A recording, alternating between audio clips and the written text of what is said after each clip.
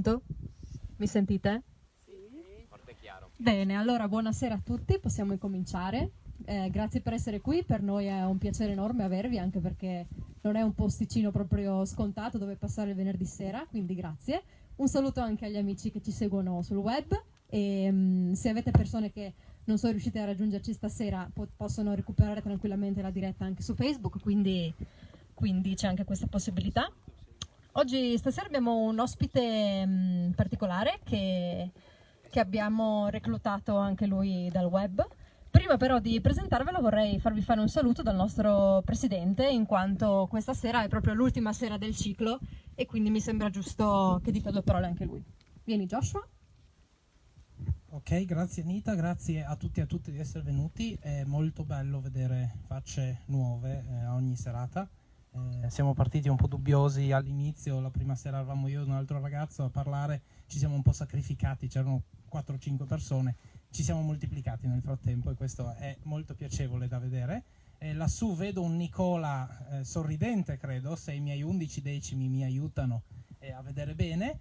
Grazie Nicola di averci ospitati qua in queste 4 serate. Siamo partiti a luglio, ogni 2 settimane, abbiamo cercato di portare un po' di cultura in montagna e di fare un po' di cultura di montagna in montagna. Spesso abbiamo parlato di montagna come l'oppure in pianura, a dire il vero, invitando peraltro anche il consorzio delle valli delle Dolomiti Friulane ad Aviano, penso ad alcuni anni fa per esempio, ma è stato bello poterlo fare qui.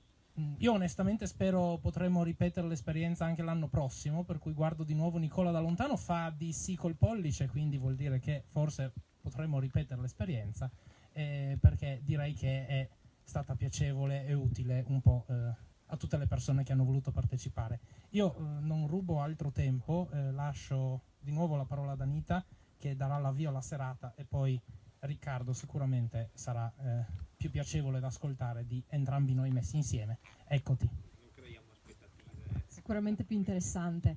E niente, questo era Joshua dell'Associazione L'Oppure che organizza questo evento in collaborazione con il Parco Naturale Dolomiti Friulane, Malgafara, il Consorzio Valli Dolomiti Friulane e il Comune di Andreis. Ovviamente ringraziamo tutti i nostri partner per aver sostenuto questa iniziativa. A questo punto darei la parola a Riccardo Rizzetto, che è il nostro ospite di stasera. Uno degli obiettivi della nostra associazione, oltre alla promozione culturale e territoriale, è anche la valorizzazione dei giovani professionisti del territorio. E secondo me Riccardo è proprio un esempio di tutto ciò. È un dottore forestale, youtuber e divulgatore, ma vorrei ci spiegasse lui un po' meglio forse di cosa si compone la sua professionalità. Per cui lascio la parola a lui, vi spiegherà lui come vorrà gestire la serata. Comunque immagino non ci saranno problemi per fare domande, interrompete, quindi vorremmo fosse una chiacchierata molto conviviale, quindi non fatevi assolutamente problemi. Grazie a tutti e a te Riccardo. Grazie, io mi alzo, mi metto qua, mi dicono dalla regia, perfetto. Bene, l'applauso l'ho ricevuto, alla prossima, lo scopo era questo. E chi sono, che cosa faccio? Allora, sono state dette tante cose di me, youtuber, divulgatore, dottore forestale. Allora, effettivamente, quando era il primo lockdown? Chi è che se lo ricorda? Perché io ho perso la concezione. 2020, perfetto. Nel 2020, già dal momento che la mia professionalità principalmente si occupava di andare a fare laboratori nelle scuole, e le scuole erano, come potete ricordare, vagamente chiuse, ho dovuto reinventarmi, perché l'alternativa era chiaramente quella del piangersi addosso e chiudersi in un sottoscala in casa. Ho detto no dai, cosa facciamo? Apriamo un canale YouTube in cui parlo di quello che più mi piace, di quello che mi appassiona, e in particolare quindi delle tematiche forestali, ambientali e delle città verdi, del verde urbano, insomma dell'ecologia poi in senso generale.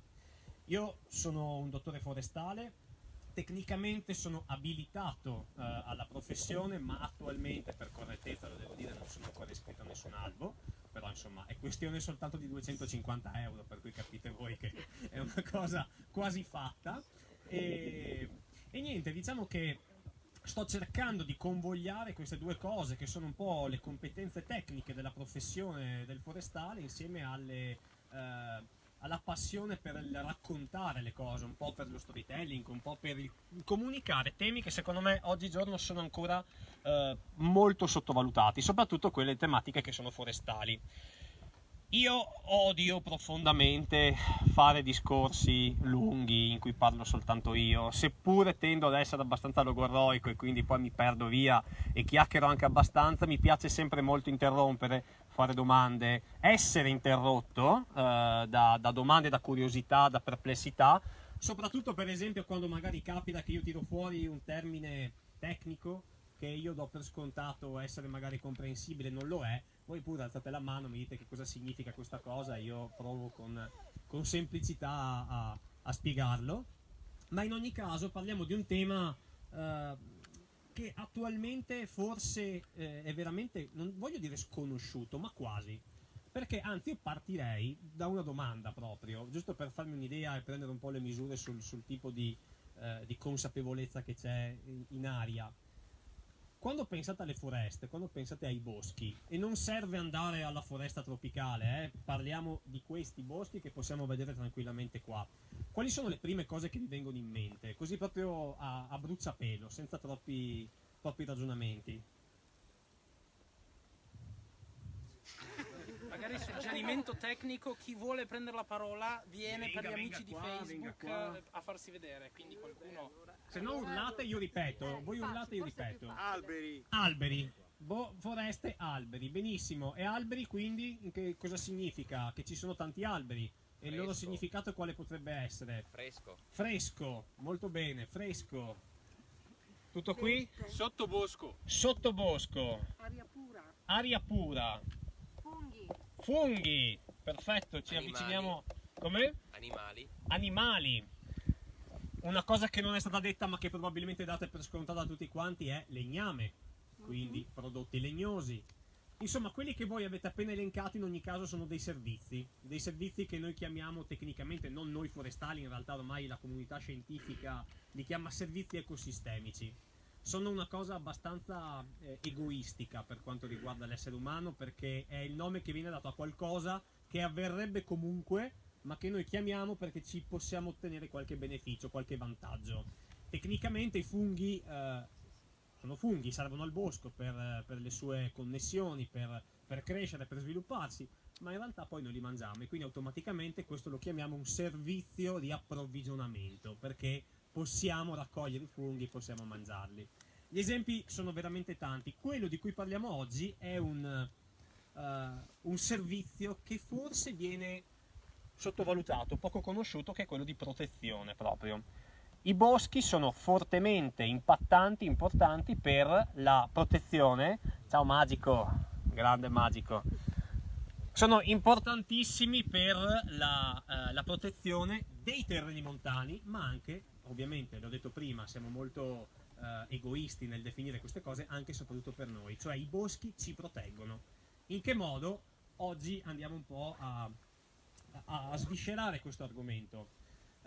Qualche idea vi può venire in mente? Adesso che ho detto che anche i boschi possono essere protettivi, da cosa potrebbero proteggersi così idealmente? Frane.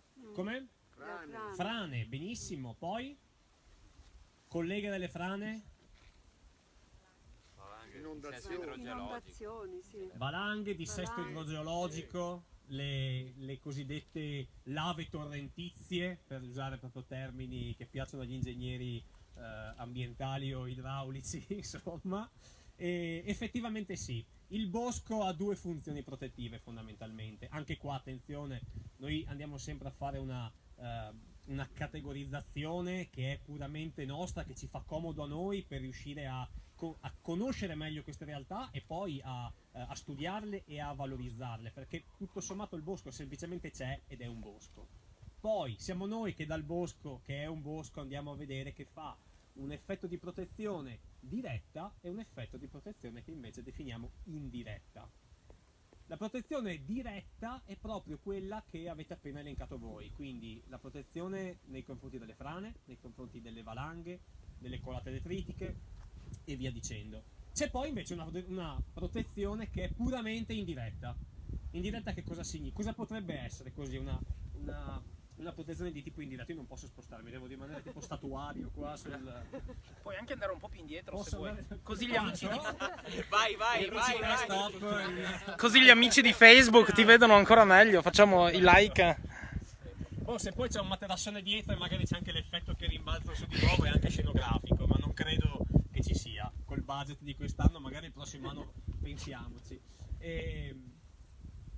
Protezione indiretta. La protezione indiretta è data dal semplice fatto che ci sono gli alberi e che proteggono il suolo dagli eventi atmosferici. Proteggendolo in che modo? Sono un ottimo schermo nei confronti delle precipitazioni, per esempio la pioggia, rallentandone l'effetto erosivo, la forza. Che bello, c'è anche un cane ospite presso questo appuntamento. La forza erosiva dell'acqua. Perché? In che modo, per esempio? Voi sapete che quando piove in modo consistente in un bosco, avete mai passeggiato in una faggeta bella densa in un giorno di pioggia? Vi manca come esperienza? Provate a farla. Se non avete avuto modo, provateci. Perché quello che percepite è una totale e completa copertura da quello che in realtà sta venendo fuori. Cioè voi sentite un forte scroscio di acqua all'esterno, ma dove siete voi ogni tanto percepite qualche gocciolino, poco di più, perché, e questo è tipico soprattutto dei boschi di faggio, creano questa copertura, questa cupola molto densa di fogliame che impedisce all'acqua di arrivare al suolo molto velocemente. Non è utile soltanto perché ci si può riparare quando piove, ma è utile anche a livello proprio ecosistemico. Immaginatevi quell'acqua che non viene bloccata dalle foglie e non viene rallentata dunque nel suo processo di caduta, che cosa potrebbe fare al suolo? Con che forza erosiva potrebbe arrivare al suolo? E questo è uno dei grandi temi per cui la deforestazione, soprattutto in zone con pendenze molto forti, sono soprattutto causa di dissesto idrogeologico. Dissesto idrogeologico è una parola due parole che avete sicuramente già sentito molto spesso. Qualcuno ha un'idea di cosa potrebbe significare, o è semplicemente quella cosa che ogni tanto, più o meno sotto novembre, Studio Aperto tira fuori dicendo non abbiamo mai avuto da che era memoria annate così gravi il dissesto idrogeologico, senza mai spiegarlo, lo dicono, ma l'importante è che sia stato detto. Che cos'è il dissesto idrogeologico? Avete un'idea? Qualcuno vuole usare questo sprazzo di definizione scientifica? Dai, abbiamo un ingegnere ambientale idraulico qua, fai lo splendido, per favore. Il dissesto idrogeologico è, diciamo, la perdita di stabilità del sistema acqua-suolo, fondamentalmente, che può avvenire in contesto montano ma può avvenire ovunque. Quando l'ho semplificata troppo? No, sei bravissimo. L'ho semplificata estremamente, insomma, però diciamo che tutti quanti sapete che il suolo ha la capacità ovviamente di assorbire acqua, di far entrare acqua al suo interno attraverso quella che è la sua porosità, una micro e una macro porosità. Porosità che è determinata dalla presenza di radici che crescono, di animali che ci vivono all'interno, insomma tutto quanto questo determina la capacità dell'acqua di entrare in maggiore o in minore quantità. È chiaro che nel momento in cui questo sistema viene alterato, nel momento in cui viene esposto a forti interventi, a forti piogge o a nevicate, anche quelle sono chiaramente gravi, si altera completamente la capacità di assorbimento del suolo e questo può permetterne una perdita di stabilità, che poi si traduce in quella che è il processo più famoso detto di erosione, che può invece tradursi in frane e via dicendo. Gli alberi, i boschi sono l'unica vera chiave che noi abbiamo ad oggi, e probabilmente che abbiamo sempre avuto e che sempre avremo, per risolvere i problemi legati all'erosione, in modo naturale quantomeno, per risolvere i problemi legati proprio all'erosione, al dissesto idrogeologico in zone di questo genere, nel contesto montano e alpino. Ora vado a memoria, dico dei numeri che potrebbero non essere proprio precisi, ma nel caso se poi siete interessati alla questione vi recupero senza problemi le fonti per andare ad approfondire.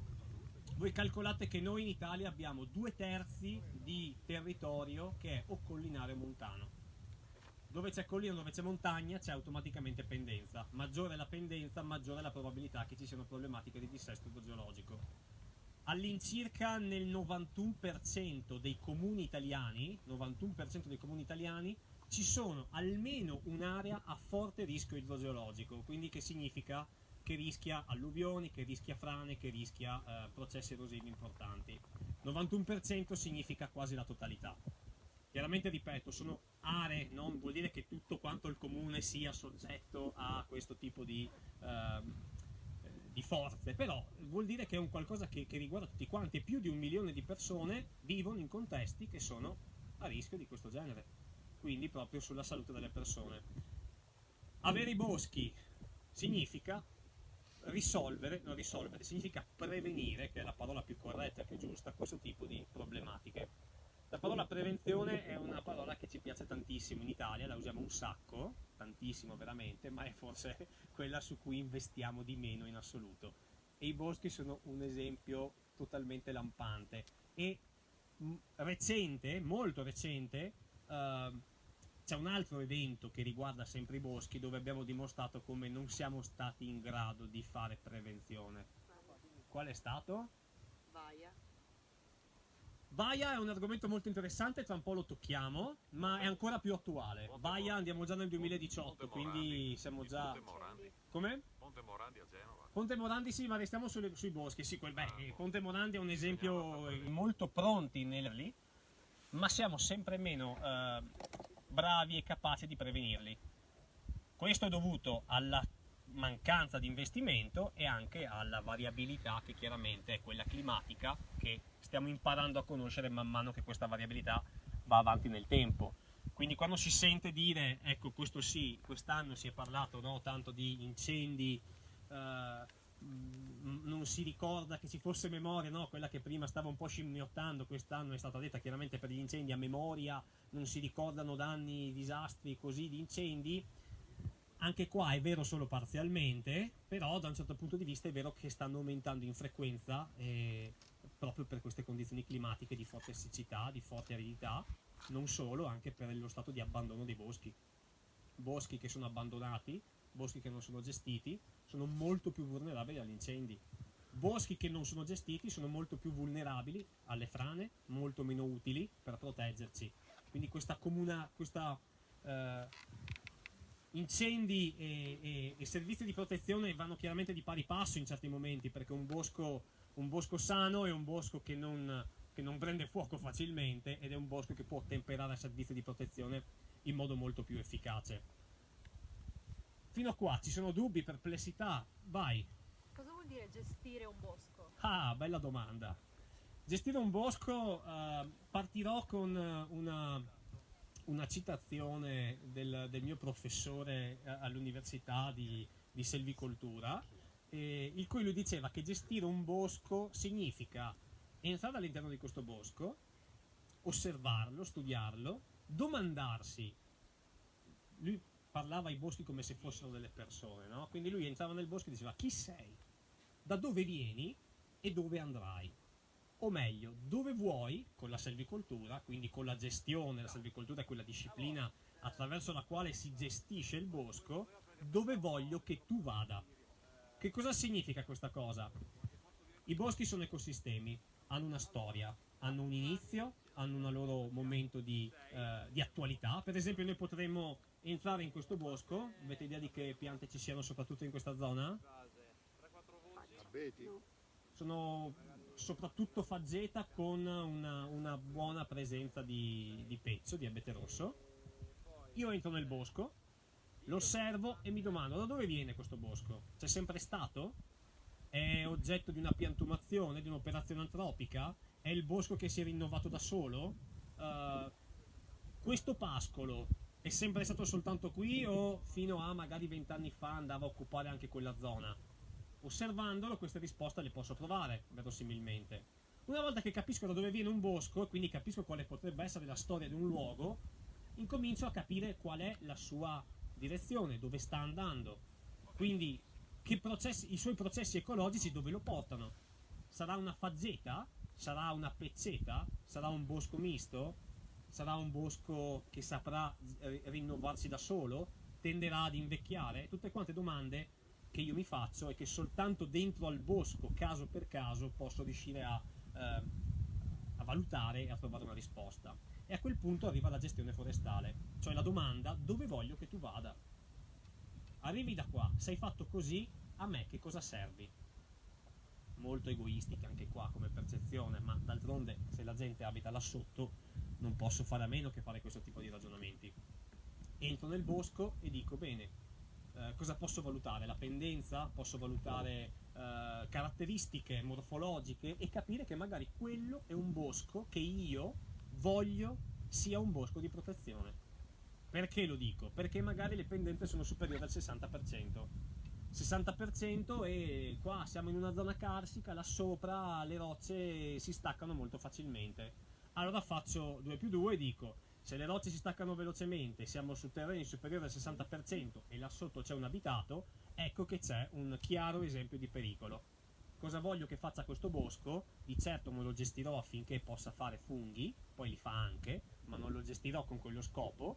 Non lo gestirò per fare legname d'opera importante, non lo gestirò per fare tavole, non lo gestirò per fare legna, lo gestirò con lo scopo principale di proteggere il rotolamento dei massi da monte verso valle.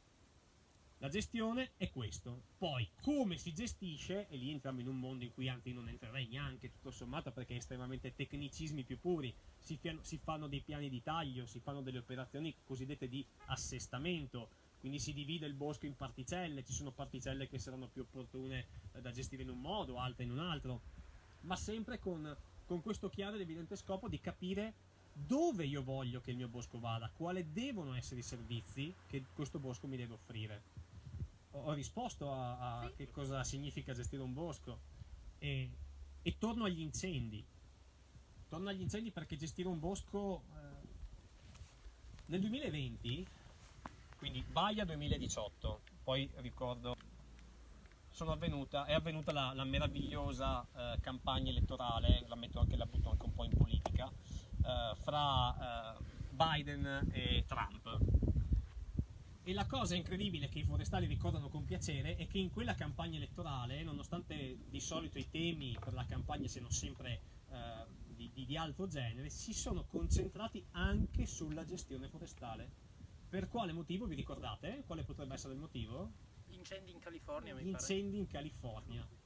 Incendi in California senza precedenti, che comunque saranno questo un precedente di qualcosa che continuerà a capitare, perché quest'anno ha le caratteristiche peggiori di quelle dell'anno scorso per quanto riguarda siccità, aridità del terreno e carenza di piovosità. Eppure quell'evento ha chiaramente diventato un motivo di campagna elettorale e nei 124 Twitter al giorno che aveva fatto un record, se non ricordo male, di numero di tweet in un giorno Trump, uno di questi dice proprio: è importante gestire le foreste. Ora, questo è giusto perché doveva dirlo e ha fatto il suo, a posto. Però è un tema molto importante. Aveva fin litigato in diretta con mi pare il capo dei pompieri della California, proprio accusando sulla cattiva gestione del bosco da parte della California e che ha favorito questo tipo di interventi. Bene, questo è perché la prevenzione è una frase che sentiamo dire veramente ovunque, in qualsiasi contesto, in qualsiasi situazione, ma nel bosco è l'ABC, è la base, non può che essere diversamente. Gestione forestale è l'unico strumento che abbiamo per prevenire questo tipo di interventi. Ci sono dubbi, altre domande, curiosità? Se no io vado. Io ne ho continuo a una sempre raccontare sulla cose. gestione. Com'è? I boschi vanno tutti gestiti, cioè idealmente, ne avessimo la possibilità, vanno tutti gestiti o c'è un raggio chilometrico entro abitati, entro dove questo sia da fare? Cioè, quando arrivano quegli ecologisti integrali che mi dicono: ah, noi dovremmo lasciare tutto lì così com'è, il bosco dovremmo lasciarlo crescere, non dovremmo toccarlo, hanno ragione? Possono aver ragione in alcuni casi o si stanno inventando le fandonie?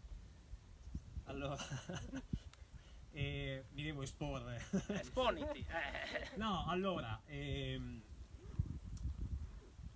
tu hai parlato di possibilità, no? Mi hai chiesto se dove possibile possiamo gestirli tutti. più una questione di necessità in realtà, perché ci sono contesti in cui il bosco non necessariamente deve essere gestito. È anche vero che per come la stiamo sperimentando, ripeto, gli incendi e i continui e sempre più violenti acquazzoni e eventi atmosferici intensi che vanno poi a causare le varie colate critiche e via dicendo, la risposta forse è sì. Dovremmo cominciare a ragionare sul fatto che tutti quanti i boschi dovrebbero essere gestiti con delle priorità. Chiaramente si va a individuare quelle che sono le aree maggiormente a rischio, no? Ho fatto prima una casistica in termini così un po' vagamente percentuali di quanti sono i comuni, quali sono le zone a rischio. Bene, una mappatura delle zone a rischio che ad oggi esiste, le zone maggiormente soggette a dissesto idrogeologico, ecco che lì i boschi è importante gestirli. In zone che sempre di più si prevede saranno siccitose, anche se non hanno mai preso fuoco, comunque devo fare prevenzione, perché sennò poi mi ritroverò a fare la solita cantilena del fatto ma non era mai capitato, però le estati siccitose ci sono e ci saranno sempre di più. Noi abbiamo l'abitudine, che è una cosa che tendenzialmente fanno i media, e qua mi espongo ancora di più, e secondo me è sbagliato, è a fare gli scaricabarili. Molto spesso quando sentite parlare di incendi, per esempio, si tende a dare la colpa, no? Si parla sempre, la prima ipotesi che viene fuori è probabilmente incendio doloso, probabilmente è stato appiccato, probabilmente qua, probabilmente là. E si cerca sempre un capro espiatorio, che è tipicamente italiana come approccio, ma c'è sempre la colpa di qualcuno. In realtà la colpa molto spesso è semplicemente che la natura funziona in questo modo. I boschi sono ammassi di legno. Il legno è energia chimica concentrata all'interno di fusti cilindrici e non solo, mediamente cilindrici. Energia chimica che gli basta un non niente per esplodere. Poi non è una vera e propria esplosione, ma è un combustibile quello, c'è poco da fare, cioè la lignina questo è. Se noi non creiamo preventivamente dei corridoi tagliafuoco, non mettiamo una variabilità di specie con specie più resistenti, specie che hanno magari una corteccia più spessa e che quindi riescono a non prendere fuoco subito e quindi a rallentare l'avanzamento del fuoco e via dicendo, ecco che io sto allora facendo qualcosa di utile. Quindi la risposta è: mi piacerebbe dirti che ci sono boschi in cui si potrebbe non fare niente, e forse è così. Ci sono boschi, quelli che vengono chiamati foreste vergini, poi io non sono poi tanto convinto. C'è chi dice che esistano, c'è chi dice che non esistano. Le foreste vergini sono quelle in cui l'uomo non è mai entrato, non è mai arrivato. Forse ci sono nuclei di foresta tropicale che sono foreste vergini, però sicuramente in Europa quelle che sono foreste vergini sono foreste magari poco gestite, in cui l'uomo ha impattato poco, ma sono sempre boschi che comunque l'impatto antropico l'hanno vissuto e lo vivono ovviamente. I tedeschi le chiamano, magari così uno spunto a livello Urwald, sono questi boschi intoccati o comunque abbastanza indipendenti dalla presenza umana. Ci sono dei nuclei di bosco che possono non essere toccati, dei nuclei di bosco che fa bene magari non toccare, magari laddove voglio andare ad aumentare la quantità di biodiversità, perché lasciare alla natura il suo ciclo aumenta le probabilità che si instaurino delle più specie. Ma non è sempre vero neanche questo, perché talvolta io posso, con lo scopo preciso di inserire determinate specie rispetto che altre nei boschi, anche là posso gestirli, per esempio lasciando il legno morto al suolo. Noi abbiamo anche qua, si sta cominciando a fare anche adesso in Italia, da un po' di anni, non è una cosa nuova, ma si faceva sempre poco, il entrare in bosco, prelevare del legname, tutto quello che veniva tagliato e abbattuto veniva portato fuori e finita lì. In realtà quello che è importante fare, ad esempio talvolta se sono dei contesti in cui voglio aumentare la biodiversità, e attenzione, anche la biodiversità e anche il legno lasciato per terra, abbattuto e lasciato lì a marcire, a fare funghi, ad aumentare la sostanza organica, anche quello può avere un ruolo protettivo. Può avere un ruolo protettivo perché si creano dei terrazzamenti, si creano delle sacche di suolo, si diminuisce leggermente la pendenza. È rischioso da un certo punto di vista sulle grandi pendenze, perché prima o poi il legno si deteriora e quindi chiaramente posso avere un cedimento successivamente, ma anche quello nel piccolo può essere fatto con lo scopo di proteggere. Quindi in sintesi bisogna agire sempre in contesti dove c'è pendenza, nei contesti dove il cambiamento climatico probabilmente andrà a impattare. Io mi espongo e dico di sì, e gli ambientalisti devono capire che in realtà un bosco gestito a volte è molto più sano di un bosco che è lasciato a se stesso, è un bosco più equilibrato. La selvicoltura, quella di impronta naturale, chiamiamola così, che rispetta i cicli del bosco e della natura, non è un'operazione antropica come la immaginiamo noi quando costruiamo una casa.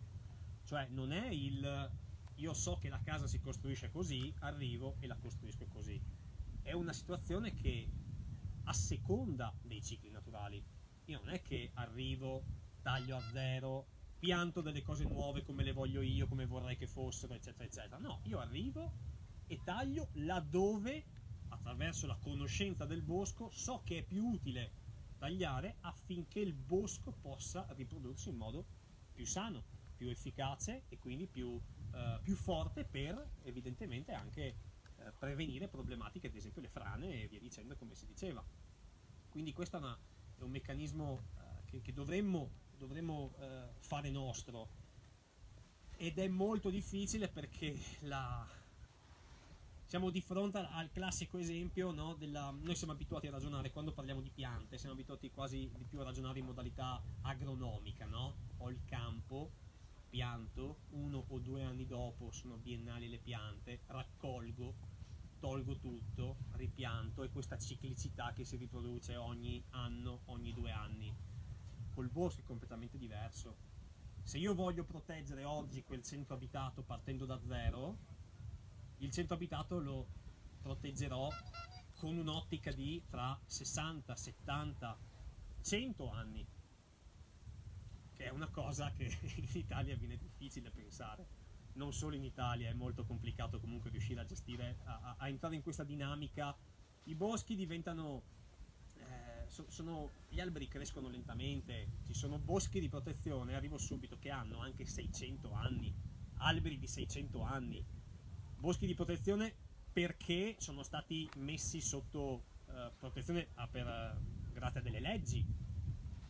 Grazie a quello hanno potuto raggiungere i 600 anni, non lo so se per lungimiranza o per paura quella volta, ma quello che ci vuole quando si parla di selvicoltura e di gestione è assolutamente la lungimiranza, perché io quello che faccio oggi non posso pensare che abbia delle ricadute domani, ma ce le avrà fra 30, 40, 100, 120 anni. C'era la domanda? Sì, più che una domanda, vedere se coincide quello che sto per dire con la tua visione. Sì. Cioè, o se sono rimasto io all'antica oppure se sono ancora attuale come visione. Cioè, è corretto dire gestione uguale taglio, cioè l'operazione principale di gestione è il taglio. Io direi non principale ma esclusiva.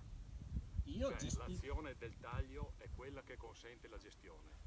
Il taglio con cosa si fa? Con motoseghe, con macchine attualmente, non più con l'accetta e col segone come nei secoli scorsi.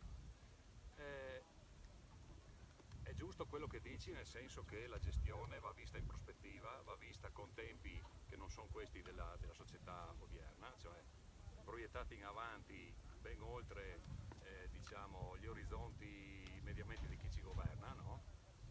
Non c'è questa visione la scansione temporale dei prossimi 100 anni per proteggere il paese non esiste, perché non è esistita quella che dicevo prima del Ponte Morandi, che era più semplice da fare, no? Quindi andiamo in un qualcosa di molto più elaborato, se vogliamo. Il primo passo sarebbe quello di cominciare a far vedere che la motosega o comunque la macchina che va dentro a tagliare non è uguale devastazione, perché molto spesso noi osserviamo questo, cioè capita di vedere cosa? Si sente il rumore di una motosega, stanno distruggendo qualcosa, magari si sta facendo gestione corretta, questo voglio dire. Magari ripeti a grandi linee la domanda per gli amici di Facebook. Allora, A grandi linee, cari no? amici di Facebook, devo ripetere una domanda di 1 minuto e mezzo, io ci provo, poi mi aiutate nel caso.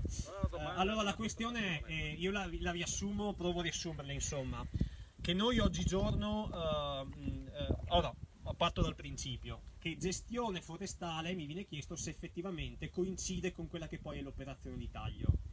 E noi oggigiorno siamo abituati molto spesso, comunemente, ad associare l'operazione di taglio alla devastazione, alla distruzione di qualcosa, di un ecosistema, no? Sentiamo il suono della motosega e non è una cosa positiva, ma è una cosa negativa, stiamo abbattendo un albero.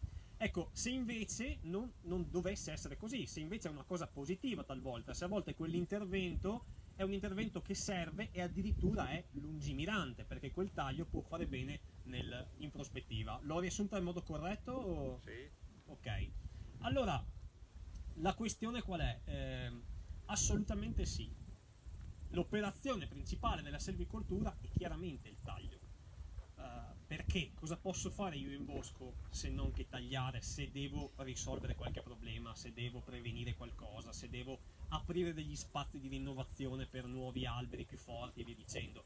Gli alberi spostarli non li posso, spostare le branche e legarle al tronco non avrebbe nessun tipo di utilità, quindi sì, l'operazione principale è il taglio.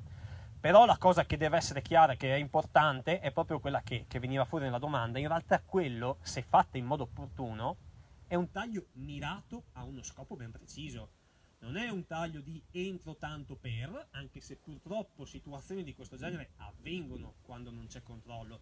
Sebbene ormai le leggi di tipo forestale siano molto attente e il taglio a caso non può più essere fatto, quindi c'è molto controllo da questo punto di vista. Se io sento una motosega che sta tagliando un albero, a meno che non sia nel giardino privato, che ognuno ha ancora la libertà di fare quello che vuole con i suoi alberi, anche se non proprio sempre, va detto, è assolutamente un'operazione che non è per forza distruttiva, anzi è proprio un'operazione che potrebbe essere lungimirante.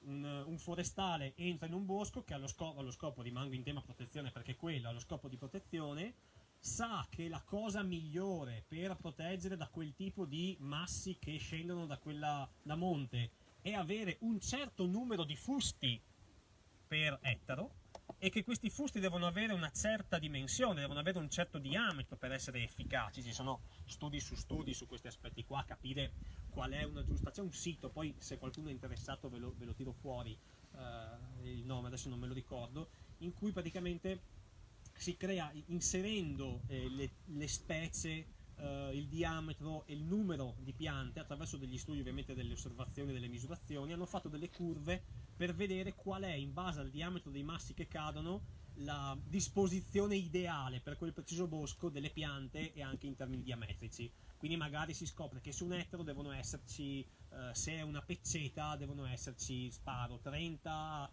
alberi con un diametro almeno di 50 cm, altri con un diametro di altri 50 con un diametro di 20, ok? Giusto per fare l'idea. Per fare questa cosa qua però io non posso pensare che la natura ci abbia già pensato.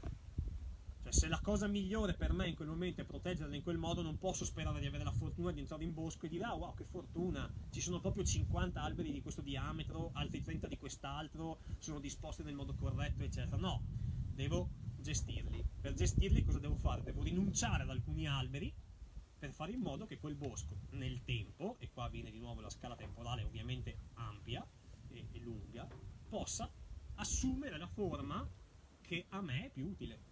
Quindi tagliare non è devastazione. Purtroppo tuttora associamo il taglio alla devastazione anche per quello che avviene in zone poco normate, soprattutto nelle foreste equatoriali.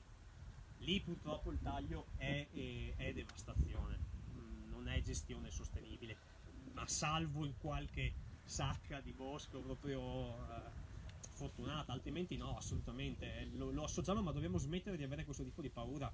E in certi modi, secondo me, l'ambientalismo deve un po' evolversi su questo aspetto, perché fare bene all'ambiente e fare bene a noi tramite l'ambiente non significa lasciare che la natura faccia conto suo, significa guidarla, non devastarla, guidarla verso quello che potrebbe essere uno scopo utile a noi fondamentalmente, anche tagliando.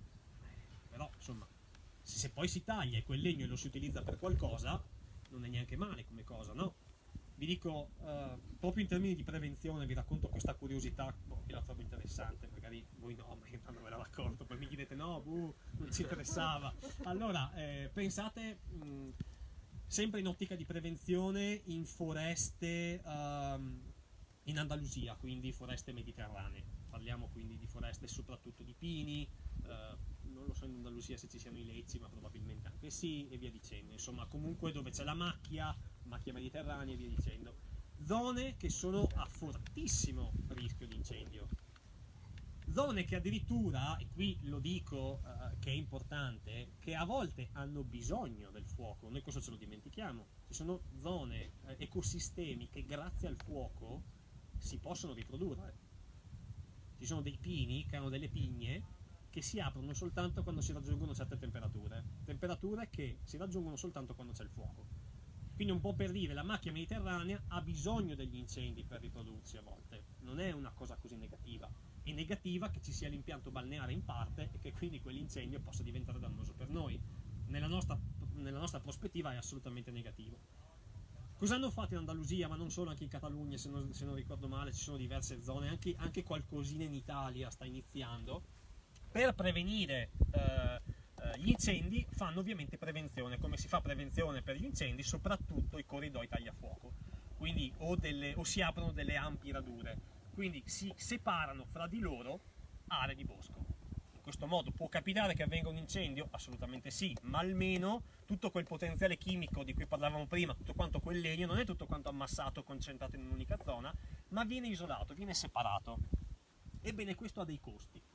Ovviamente ha dei costi che non sempre si prende lo Stato.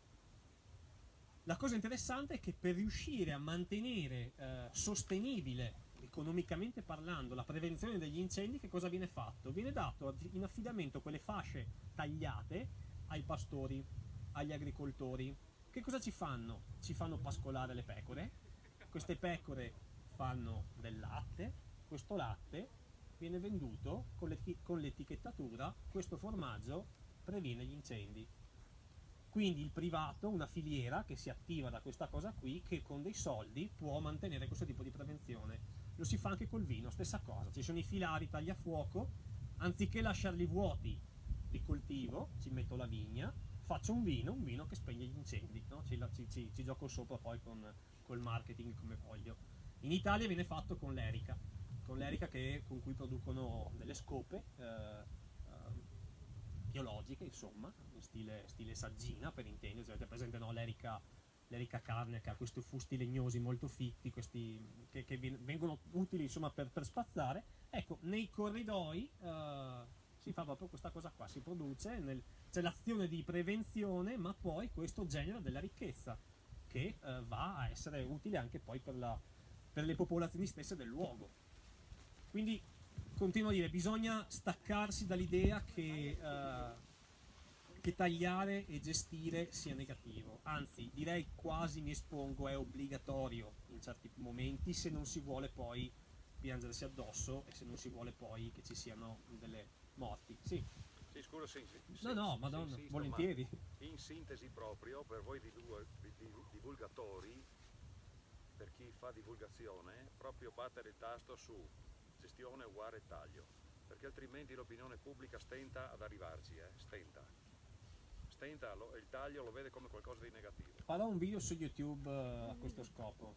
La domanda è che dicono che i divulgatori, per quelli che seguono da Facebook, che i divulgatori devono battere sull'idea che il taglio è uguale a gestione, che quindi bisogna tagliare, quindi io perfetto, sì, ci farò. Si potrebbe dire facciamo gestione facendo un convegno, non si fa nessuna gestione. Non c'è nessuna gestione facendo un convegno. La gestione si fa attraverso piani di assestamento, i quali piani di assestamento ti dicono ogni quanto tagli che cosa, punto. E quindi la voce del verbo tagliare proprio non si scappa. Se poi non c'è il taglio, il piano di assestamento rimane lì chiuso, è improduttivo, non produce niente. No, il piano di assestamento serve perché poi viene anche rivisitato, ma un piano di assestamento tecnicamente serve perché io so ogni quanto...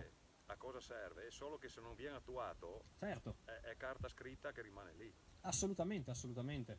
E io oserei anche, aggiungerei anche questo, collegandomi a quello che ho appena detto, bisogna anche uscire un po' dal meccanismo, quindi abbracciando questa filosofia e questa idea, quindi la necessità di parlare del taglio come qualcosa che è necessario e che sta alla base di tutto, in questo contesto ovviamente, che se poi avete avvisato di tagliare tutto, e anche l'uscire dal meccanismo che sono soltanto cose che deve pensare e fare lo Stato, perché l'esempio della filiera che vi ho fatto prima è impresa quella, sono privati che in modo propositivo provano a trasformare il territorio e a salvaguardarlo, è il loro territorio, i pastori vivono in quelle zone, chi coltiva quel vino vive in quelle zone.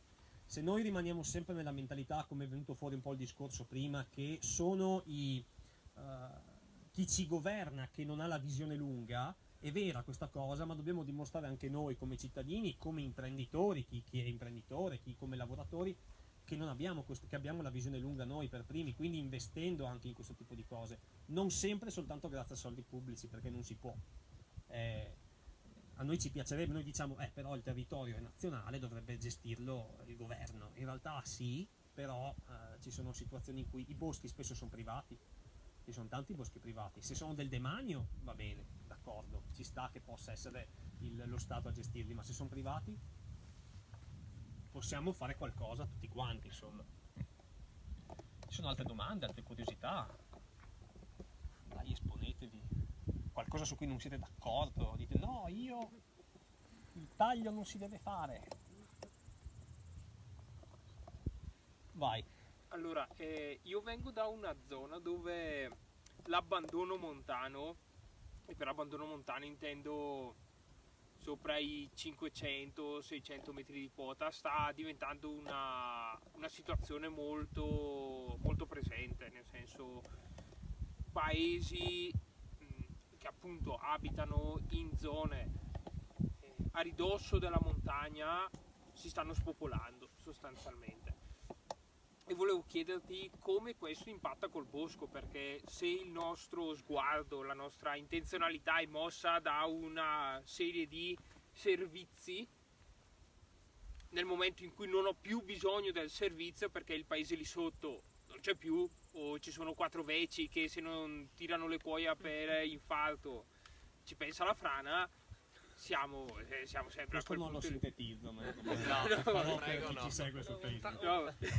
E cioè appunto come questa situazione sta magari facendo cambiare lo sguardo dal punto di vista forestale, e dall'altro, e un'altra curiosità è la faccenda appunto dei cambiamenti climatici. Tu l'hai sfiorata parlando appunto degli Grazie incendi. per invece metterla sul piatto. No, rispetto alla situazione che non lo so, come una variazione, cioè come un elemento che possa aiutare l'umanità a la Terra in generale in realtà a far fronte ai cambiamenti climatici, ci sarebbe la piantumazione di 1200 miliardi di alberi, così un numero. Mancuso poco tempo fa, una settimana fa, è uscito con un numero più o meno preciso. Avete presente chi è Stefano Mancuso? Sì. Ricercatore, divulgatore, insomma, è uscito con un numero che adesso non ricordo, era un articolo su, no, non era Repubblica, non mi ricordo, vabbè, insomma, l'ho letto e diceva un numero molto preciso di alberi che sarebbero dovuti piantare, che avremmo dovuto piantare per riuscire a prevenire, a mitigare il cambiamento climatico. Era un numero Così grosso, diciamo grosso. Eravamo sui miliardi comunque, ovviamente, come era. Allora, la sintesi delle due domande quindi è abbandono dei territori montani, come questo sta influendo per la prospettiva di cui abbiamo parlato fino ad ora, cioè se si spopola il paese potrebbe anche non essere più necessario magari andare a fare questo tipo di interventi, o anche, l'aggiungo io se era anche così intesa, magari non ho capito ma l'aggiungo comunque, anche come l'abbandono della montagna possa influire proprio magari anche in termini negativi su una gestione forestale protettiva e non solo. E l'altra cosa è come invece il cambiamento climatico, ridimmela un po' quella del cambiamento climatico per non Sì, essere troppo come vaghi, il, se no- come il bosco, cioè se c'è anche qua l'intenzionalità di vedere il bosco come un'opportunità per contrastare questo cambiamento climatico. Se il bosco è un'opportunità per contrastare il cambiamento climatico, perfetto. Allora, alla prima domanda rispondo dicendo che l'abbandono dei territori montani più che un'opportunità, perché uno potrebbe dire è un'opportunità perché così ho meno centri abitati, sono meno a rischio e mi risolvo un problema, anche se ci sono i boschi lasciati a se stessi, boh. In realtà non è proprio così, nel senso che il sistema, i boschi sono protagonisti indiscussi anche per quanto riguarda il ciclo dell'acqua.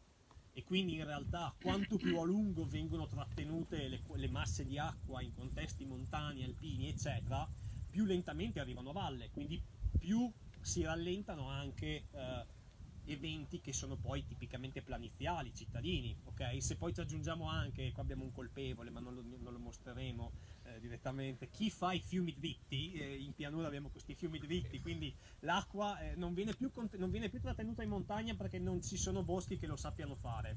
Scende giù velocemente, i corsi d'acqua hanno ovviamente un andamento rettilineo perché ci abbiamo costruito intorno e non hanno più una bella sinuosità come lo erano una volta. Ecco che allora non gestire più qui, indipendentemente dal paesino, anche se c'è abbandono, può creare delle problematiche sul lungo periodo. L'abbandono e il consumo del suolo in pianura sono i due elementi che stanno collaborando molto insieme all'altro protagonista che hai tirato in ballo, che è il cambiamento climatico, quindi l'imprevedibilità.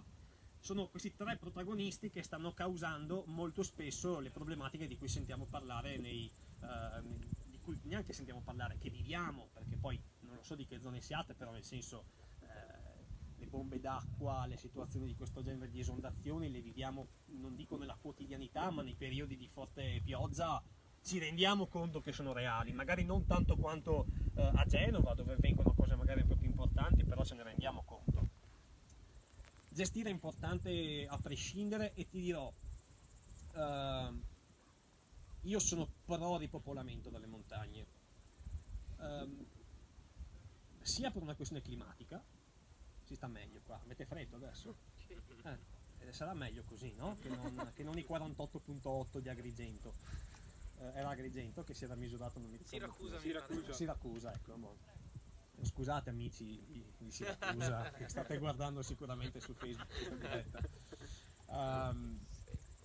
Sicuramente per una questione di clima, perché sarà un flusso che sta già avvenendo in realtà, lo dicono numerosi studi, si sta già spostando di nuovo la gente verso non ancora la montagna ma la pedemontana, perché è più fresco, perché le città sono diventate troppo grosse e via dicendo, e lentamente stanno nascendo anche tantissime realtà di giovani imprenditori che con coraggio, e non vi sto raccontando la storia che ogni tanto si legge sul Gazzettino di Pordenone, lascia la banca per andare a vivere con l'asino, roba del genere. Parlo di progetti di impresa seri, di gente che gestisce alghe, che gestisce territori boscati. Per esempio il contesto in cui ci troviamo noi in questo momento era uno spoiler non voluto, uno spot non voluto, ma ben venga che sia venuto fuori. Quindi nel senso che c'è consapevolezza che la montagna è una ricchezza del presente e del futuro. Piantare alberi, sì, e sarà sempre più possibile farlo soltanto nelle zone che sono state abbandonate, per esempio. Zone abbandonate che in questo momento, per esempio, non lo so, basta vedere qua, questi prati qua che una volta si vede chiaramente erano pascolo. Lo si capisce dalla struttura del bosco, dalla variabilità di piante che ci sono, insomma sono dei dettagli che ce lo fanno capire. Ecco, piantare piante giuste nel posto giusto, favorire un rimboschimento può unire due cose utili, no? La filosofia win-win, io vado a stoccare più CO2 ma al tempo stesso posso anche fare boschi di protezione, per cui da un certo punto di vista sì, piantare alberi è una delle chiavi che abbiamo per il cambiamento climatico, ma non la tocco oltre perché, ripeto, è una delle chiavi. E nonostante io sia un forestale, mi piacerebbe molto che fosse l'unica, perché vorrebbe dire che lavorerò un sacco in futuro. Non è assolutamente l'unica, ci vogliono anche tanti meccanismi più importanti. Io non lo so neanche che... Il discorso di Vaia che avevi detto. Vaia, bravissimo. Vaia avete avuto modo di vedere gli effetti di Vaia? Poi la chiudo perché immagino comincia a diventare troppo freddo.